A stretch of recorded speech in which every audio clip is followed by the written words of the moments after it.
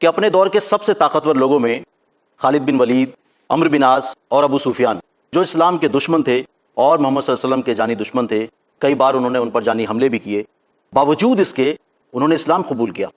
اس کے پیچھے کی وجہ کیا تھی؟ نبی اکرم صلی اللہ علیہ وسلم کے اخلاق، جیسا کہ شاعر نے کیا ہے خوب کہا، بدلہ نہ لیا اس نے کبھی اپنے عدو سے، عدو نے دشمن، بدلہ نہ لیا اس نے کبھی اپنے عدو سے، مارا بھی تو اخلاق کی تلوار سے مارا۔ کیا بات! تو نبی اکرم صلی اللہ علیہ وسلم پر 16 سے زیادہ مرتبہ جانی حملے ہوئے، نبی صلی اللہ علیہ وسلم پر اٹیک کرنے کی کوشش کی گئی، پتھر مارے گئے، نبی صلی اللہ علیہ وسلم کو ہلاک کرنے کی کوشش کی گئی، کبھی جادو کے ذریعے سے اٹیک کرنے کی کوشش کی گئی۔ یعنی نبی اکرم صلی اللہ علیہ وسلم کے زمانے میں نبی صلی اللہ علیہ وسلم پر جانی طور پر حملے ہوئے، اور ان حملہ کرنے والوں میں جو آگے بڑھ کر اگر ہم تاریخ میں پڑھتے ہیں تو ابو سفیان کا ذکر ہمیں ملتا ہے، خالد بن ولید، عمر بن عاص۔ بعد میں انہوں نے الحمدللہ اسلام قبول کیا، جیسا کہ آپ نے پوچھا کہ آخر کیا بات ہے کہ اتنے بڑے بڑے جانی دشمنوں نے اسلام قبول کر لیا، یعنی دوستوں دوست دشمن بھی قائل ہو گئے۔ یہ کب ہوتا ہے؟ جب آدمی کے اخلاق، اسلام، یعنی اسلام میں وہ طاقت ہے، اسلامی تعلیمات میں وہ طاقت ہے کہ جس سے پتہ چلا کہ اتنے بڑے بڑے جو دشمن تھے، جنہوں نے پوری طریقے سے تلوار آزمائی کی، جنگ آزمائی کی، لیکن آخری میں تعلیمات کے سامنے ان کو ڈھیر ہونا ہی پڑا۔ مثال کے طور پر خالد بن ولید رضی اللہ تعالیٰ، آپ جانتے ہیں، عمر بن عاص رضی اللہ تعالیٰ، ابو سفیان، جنگ احد میں نبی صلی اللہ علیہ وسلم کے خلاف جنگ کا ماحول برپا کرنے والے، اور اس جنگ میں نبی صلی اللہ علیہ وسلم کے خلاف دشمنوں کا سردار کون تھا؟ ابو سفیان۔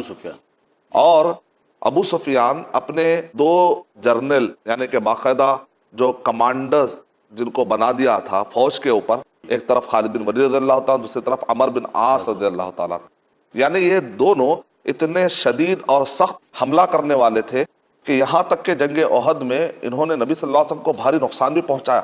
یہ الگ بات ہے کہ بعد میں وہ لوگ پھر بھاگ گئے، کفار قریش، اس زمانے کے دشمن، تھوڑا وقتہ طور پہ حملہ کرنے میں کامیاب ہوئے لیکن مکمل طور پہ کامیاب نہیں ہو سکے، آخر میں پھر وہ بھاگ گئے۔ جنگ احد تو مسلمانوں نے نہیں جیتی، لیکن ان تینوں نے کافی اسلام کو نقصان پہنچایا، کئی صحابہ شہید ہوئے، جیسا کہ صحیح مسلم کی روایت سے پتہ چلتا ہے کہ ایک وقت ایسا آیا کہ جب صحابہ اکرام حملوں کی وجہ سے ادھر ادھر بکھر گئے تھے، تو ایک مشرک نے دیکھا کہ نبی صلی اللہ علیہ وسلم اکیلے ہیں، تو اس نے اٹھا کر ایک پتھر مارا اور ایک پتھر مارا، تو نبی صلی اللہ علیہ وسلم کے وہ گالے مبارک پر آ کر لگتا ہے ایک پتھر، اور ایک پتھر آ کر پیشانی مبارک پر لگتا ہے۔ یعنی عمر کیا ہے آپ جانتے ہیں، 53 ایئرز کے بعد نبی صلی اللہ علیہ وسلم مکے سے مدینہ کی طرف جاتے ہیں، یعنی 54، 55، 56 یہ جو عمر ہے، اس عمر میں نبی اکرم صلی اللہ علیہ وسلم کو اتنے شدید زخم لگے، یعنی بڑھاپے میں زخم مندمل ہونا، واپس پھر پیچ اپ ہونا بہت مشکل ہوتا ہے۔ تو نبی اکرم صلی اللہ علیہ وسلم جنگ احد میں آپ پر ایسا وار ہوا کہ آپ کے پیشانے مبارک سے خون نکل رہا تھا، آپ کے گالے مبارک سے خون نکل رہا تھا۔ یہ سب چیزوں کے ذمہ دار کون تھے؟ اتنا بڑا جو نقصان ہوا اس کے پیچھے خالد بن ولید، عمر بن عاص، ابو سفیان، یعنی یہ لوگ تھے جنہوں نے مکمل ایک پلان کے تحت انہوں نے دشمنی کی تھی۔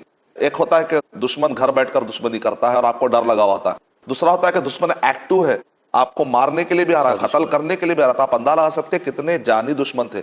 لیکن جب مکہ فتح ہونے کے قریب جب کفار قریش جنرلی ان کو پتہ چل گیا کہ ہماری جتنے طاقت والی شخصیتیں تھی سب کی سب ختم ہو گئی ہیں، اور محمد صلی اللہ علیہ وسلم کے پاس دن بدن طاقت بڑھتے جا رہی ہے، ایسے وقت پر نبی اکرم صلی اللہ علیہ وسلم ابھی مکہ فتح ہونے سے پہلے خالد بن ولید رضی اللہ تعالیٰ عنہ اور عمر بن عاص رضی اللہ تعالیٰ عنہ نے کلمہ پڑھا۔ فتح مکہ کے ٹائم پر ابو سفیان رضی اللہ تعالیٰ نے کلمہ پڑھا۔ سبحان اللہ۔ تو یہ فتح مکہ سے پہلے ان کے کلمہ پڑھنے میں اور فتح مکہ کے وقت پر کلمہ پڑھنے میں دونوں کے پیچھے بھی ایک چھوٹا سا واقعہ ہے، وہ یہ ہے خالد بن ولید رضی اللہ تعالیٰ عنہ اور عمر بن عاص رضی اللہ تعالیٰ کے ایک خاص دوست ہوتے ہیں، وہ نبی صلی اللہ علیہ وسلم سے جب ملنے جاتے ہیں تو نبی اکرم صلی اللہ علیہ وسلم غائبانہ ان کے بارے میں اچھا ذکر کرتے ہیں۔ اکثر ہم کیا کرتے ہیں؟ غائبانہ میں کسی کی برائی بیان کرتے ہیں، لیکن نبی صلی اللہ علیہ وسلم کے اخلاق دیکھیں۔ طبقات ابن سعد میں لکھا ہوا، جس کی سندوں کو میں نے چیک کیا، بالکل آتھینٹک ہے، یعنی نبی اکرم صلی اللہ علیہ وسلم کتنا حکمت اور دانائی کے ساتھ اسلام کو پیش کیا کرتے تھے، آپ اندازہ لگائیے، کیونکہ جو کمانڈرز ہوتے ہیں جنرلی اپنے آپ کو بہت زیادہ عقل مند سمجھتے ہیں وہ لوگ، تو ان کی عقل کی تعریف اگر کی جائے تو ظاہر بات ہے وہ لوگ خوش ہو جاتے ہیں، اور اس خوشی کے بعد ان کو اگر کوئی چیز بتائی جائے تو سمجھنے کے پوزیشن میں ہوتے ہیں، ایک کامن فینومینا ہوتا ہے۔ تو نبی اکرم صلی اللہ علیہ وسلم نے خالد بن ولید رضی اللہ تعالیٰ عنہ اور عمر بن عاص رضی اللہ تعالیٰ عنہ کے بارے میں ان کے دوست کے سامنے کہا یہ خالد بن ولید اور عمر بن عاص تو اتنے ذہین لوگ ہیں، ان کو اسلام کیوں سمجھ میں نہیں آ رہا؟ تو دوست جا کر بولتے ہیں آپ کو بہت عقل مند کہہ رہے ہیں نبی صلی اللہ علیہ وسلم. کیا نبی صلی اللہ علیہ وسلم ہماری عقل کی تعریف کہہ رہے ہیں کہ ہاں آپ لوگ اتنے عقل مند ہیں لیکن آپ لوگ کو اسلام سمجھ میں کیوں نہیں آ رہا؟ تو جب ان کی عقل کی تعریف کی گئی تو وہ ذرا سا جیسے کہتے ہیں سافٹ کارنر پیدا ہونا، آدمی کو سوچ پیدا ہوتی ہے، تھوڑے سے متاثر ہوئے. متاثر ہوتے ہیں کہ جب ایک آدمی کی اچھائی کا اور خوبی کا ذکر کیا جاتا ہے تو سامنے والا آدمی ویسے بھی آپ کا ریسپیکٹ کرتا ہے. لیکن وہ ریسپیکٹ کا مقصد کیا ہوتا ہے؟ ہماری واہ واہ نہیں ہوتا. وہ ریسپیکٹ کا مقصد ہے تاکہ وہ اپنے زندگی کے بارے میں ریئلائز کرے کہ وہ کیا صحیح جا رہا ہے، کیا غلط جا رہا ہے.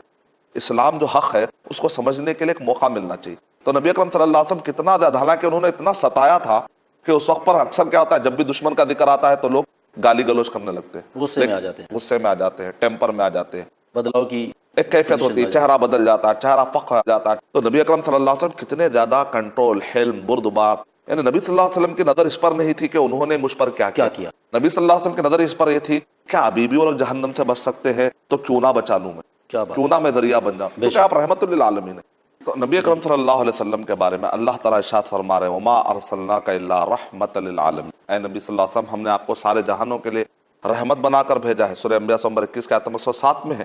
یعنی خالد بن ولید رضی اللہ تعالیٰ عنہ اور عمر بن عاص رضی اللہ تعالیٰ عنہ کو آہستہ آہستہ احساس ہو چکا تھا کہ ہم جو کر رہے ہیں غلط کر رہے ہیں، لیکن اب کیا ہمیں معافی مل سکتی ہے کہ نہیں مل سکتی ہے. تو نبی صلی اللہ علیہ وسلم نے اپنی طرف سے ایک جو اشارہ دیا کہ وہ اتنے سمجھدار لوگ ہیں، وہ اسلام قبول کیوں نہیں کر رہے ہیں، تو ایک عقل مند کو سمجھنے کے لیے کافی ہے کہ اس کا مطلب نبی صلی اللہ علیہ وسلم جو کچھ ہم نے کیا ہے اس کا کوئی بدلہ لینے والے نہیں ہے، بلکہ ان کا کنسرن تو اسلام ہے.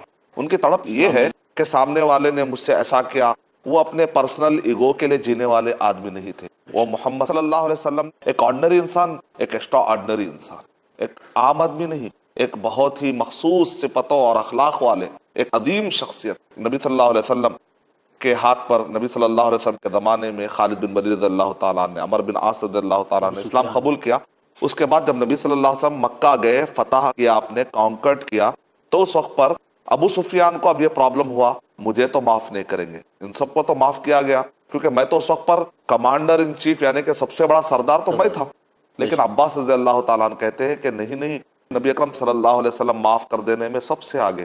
سبحان اللہ. اور نبی اکرم صلی اللہ علیہ وسلم نے کیا کہہ دیا تھا کہ اگر کوئی مسلمان کسی کو عہد کرے گا اور وعدہ کرے گا اور کسی کو امن دینے کا وعدہ کرے گا تو اس مسلمان نے جو وعدہ کیا ہے میں اس کا بھی خیال رکھوں گا. نہ صرف نبی صلی اللہ علیہ وسلم معاف کر دیتے تھے، اگر کوئی مسلمان بھی کسی کو امن دینے کی بات کرتا تو نبی صلی اللہ علیہ وسلم اس مسلمان کی عزت کا اتنا خیال کرتے تھے کہ اس کے خاطر دشمن کو بھی امن دے آتے. عباس رضی اللہ تعالیٰ نے کہا نہیں، نبی اکرم صلی اللہ علیہ وسلم نے اعلان کیا ہے کہ ایک مسلمان کے امن کا بھی خیال کریں گے، میں آپ کو امن دیتا ہوں. ابو سفیان کہتے ہیں کہ مجھے تو یقین نہیں ہو رہا، کیونکہ ان کو معلوم تھا ان کے کرتوت کیا ہے، انہوں نے کیا نقصان کیا ہے. کیونکہ جب تک معلوم نہیں تھا آدمی بہت کچھ ظلم کر جاتا ہے، لیکن جب ریئلائز ہوتا ہے کہ میں اسلام کے خلاف کیا کر رہا ہوں. ایسے کئی دشمن ہیں تاریخ میں، صرف ابو سفیان ہی نہیں ہے، آج کے دور میں بھی بہت سارے لوگ ہیں جو اسلام کے خلاف لکھتے تھے، آخری میں انہوں نے اسلام قبول کر لیا. جیسے آج کے دور میں کملا داس سوریا، ایک زمانے میں پردے کے خلاف لکھنے والی خاتون، لیکن ایک دن اچانک جو برقع حجاب پہن لیتے اور کہتی ہے کہ آج سے میں مسلمان ہوں، ایمان لے آئی. اسی طریقے سے اب قریب میں جو واقعہ ہے سوئٹزرلینڈ میں مسجدوں کے عمارتوں اور میناروں پر پابندی سائن کر کے نکالنے والا جو شخص ہے اس نے کہا کہ میں اسلام قبول کرتا ہوں. سبحان اللہ. اسی طرح ڈیوڈ بنجامن جو اسلام کے خلاف پی ایچ ڈی کرنے کے لیے نکلا تھا، پی ایچ ڈی کی ڈگری کرنے سے پہلے اس کو ڈگری مل گئی لا الہ الا اللہ محمد رسول اللہ کی ڈگری مل گئی. تو اسلام کی خوبی یہ ہے کہ جو کوئی بھی اس پر غور کرے گا وہ دشمن بھی کلمہ پڑھ لے گا. ڈیوڈ بنجامن جو اسلام کے خلاف پی ایچ ڈی کرنے کے لیے نکلا تھا، پی ایچ ڈی کی ڈگری کرنے سے پہلے اس کو ڈگری مل گئی لا الہ الا اللہ محمد رسول اللہ کی ڈگری مل گئی. تو اسلام کی خوبی یہ ہے کہ جو کوئی بھی اس پر غور کرے گا وہ دشمن بھی کلمہ پڑھ لے گا. لیکن اگر اس کو نہیں پڑھے گا تو ایک کلمہ پڑھنے والا آدمی بھی اسلام کو چھوڑ کر مرتد ہو جاتا ہے. جب اگر وہ اگنورنس میں آ جاتا ہے، جب وہ معلومات نہیں رکھتا ہے، جب وہ جہالت کے راستے پہ جاتا ہے تو بعض اوقات ایک آدمی اسلام کو چھوڑ دیتا ہے. کیوں؟ معلومات نہیں ہونی چاہیے. لیکن اگر معلومات ہو جاتی ہے تو دشمن بھی کلمہ پڑھ لیتا ہے. تو خوبی کیا ہے اسلام کی؟ خوبی یہ ہے اس کو سمجھنا ہے. اس کو صحیح طریقے سے سمجھیں گے تبھی اس سے فائدہ ہونے والا ہے، اس سے دشمن کو بھی فائدہ ہو جائے گا. اور اگر اس کو نہیں سمجھیں گے تو کبھی اسلام کا دعویٰ کرنے والے بھی اس کو اسلام کو چھوڑ دے کر نقصان اٹھا سکتا ہے. اپنی عملی زندگی میں لانا اس کو بہت ضروری ہے، سمجھنا ہے. تو ابو سفیان دیکھ رہے تھے کہ واقع نبی صلی اللہ علیہ وسلم مجھے معاف کرتے ہیں نہیں کرتے. جیسے نبی اکرم صلی اللہ علیہ وسلم مکہ میں داخل ہوئے تو آپ نے کیا جملہ کہا؟ جنرلی جب بھی کہیں فتح ہوتا ہے تو فاتح کیا کرتا ہے؟ خلاف والے سب کو معاف کرنے کے لیے تیار ہوتا ہے، لیکن وہ خلاف والے قوم کا جو سردار ہوتا ہے کہتا ہے پہلے اس کو مار دو. کیوں؟ اس لیے کہ پہلے اژدہوں کو مار دو، سپولوں کو پہلے مار دو، سانپ کو پہلے مار دو، ورنہ یہ بعد میں ڈسیں گے. جنرلی یہی لاجک یہی ہوتا ہے. یہ آرڈنری انسانوں کی سوچ ہوتی ہے. لیکن ایکسٹرا آرڈنری انسان کی سوچ یہ ہوتی ہے اگر دشمن کو معاف کریں گے، دشمن اگر ریئلائز کر لے گا تو اس کی وجہ سے پوری قوم جو ہے صحیح طریقے سے اسلام کو سمجھے گی. نتیجے میں ان کو دیکھ کر فالو کرنے والے سارے قبیلوں میں اسلام کے بارے میں اچھی رائے پیدا ہو سکتی ہے. کہا کہ ان کو معاف کرو اور ان کو ایک موقع دیا جائے. نبی اکرم صلی اللہ علیہ وسلم نے کیا کہا؟ آپ نے یہ نہیں کہا کہ ابو سفیان کو پناہ ہے، کہا جو ابو سفیان کے گھر میں چلا جائے اس کو ہی پناہ. یعنی تصور کریے کہ اچانک جو ہے نا ابو سفیان کے گھر میں لوگ آ رہے ہیں، یہاں تک کہ جگہ نہیں ملی. ابو سفیان کیونکہ ابو سفیان کے ماننے والے بھی بہت زیادہ ہیں، تو اتنے زیادہ لوگ ہیں. تصور کے گھر کے اندر آ گئے، اب کسی کو جگہ نہیں ملی، کسی نے کھڑکی پکڑ لی، کسی نے دروازہ پکڑ لیا، کیونکہ اب تصور میں یہ ہے کہ جو ابو سفیان کے گھر میں جائیں گے اس کو پناہ ملے گی. تو یہاں پر نبی صلی اللہ علیہ وسلم سردار کو عزت دلا رہے ہیں کہ بے عزتی کر رہے ہیں؟ عزت دلا رہے ہیں، کیونکہ آپ کہہ رہے ہیں کہ جو گھر میں چلا جائے ان کو بھی پناہ ہے. تو ظاہر بات ہے وہ آدمی جا کر کہے گا ابو سفیان آپ کے گھر میں مجھے پناہ دے دو، تو ابو سفیان سے جا کے ریکویسٹ کرے گا، گویا کہ ابو سفیان سے ان کو عزت مل رہی ہے، ان کو پناہ مل رہی ہے.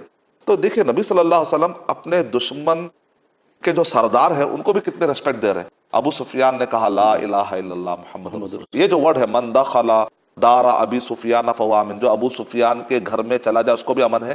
یہ حدیث کی 13 کتابوں میں یہ ورڈ ہے. اس کو میں نے چیک کیا پورا، اور پورے آتھینٹک سند ہے.